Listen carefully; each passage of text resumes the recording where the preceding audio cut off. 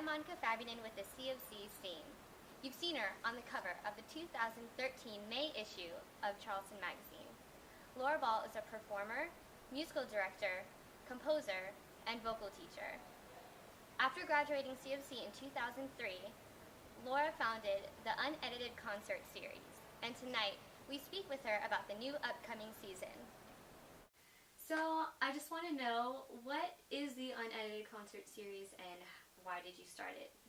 Unedited started actually as a thesis project for grad school. I went to this kind of hippie school. The nice word for that is progressive. It's called Goddard. I'm really proud I went there. So, don't take that the wrong way, but the requirement of every project we did at Goddard, every study plan, was that it was socially based within your community. So the series is basically a new evolution in concert making. It's whatever this next step is going to be. I think we're in a gray area right now. There's basically not enough money to do concerts the old way that are really big in these huge venues. Things are empty now, and you can't do anything large scale. So we've cut back all the cost, 4 to 8 people, no lights, no stage, and sort of doing guerrilla venues, different places. And pretty much if you bring in chairs and a piano, we can do a concert there.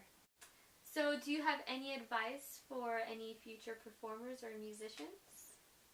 I think the next generation of artists, performing artists as well as composers, visual artists, any kind of thing in the arts disciplines, that there are 2 real challenges with the advent of digital media, and we talk about accessibility in the arts all the time, and I think it's very important that we keep the craft, the artistic craft and the discipline of art accessible to as many people as possible, because what you see on YouTube and MP3s, I was young, but at the beginning of what I'd call the piracy generation, where all of a sudden things, pow, everything was everywhere, and it didn't really matter what copyrights were if it was already out there.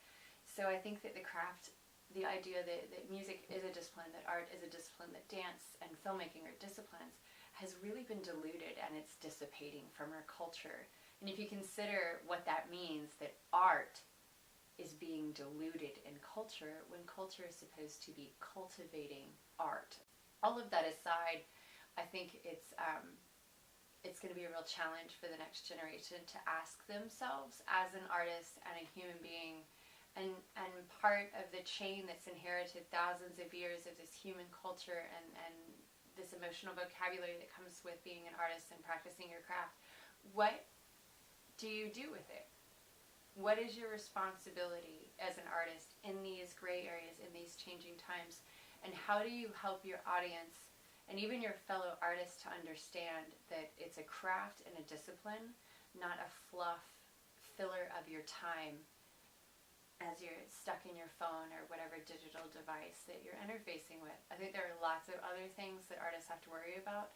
But if we don't start asking ourselves that question and becoming aware that that really is a divisive question, we won't be having this conversation in maybe 10 more years, and the craft will be lost.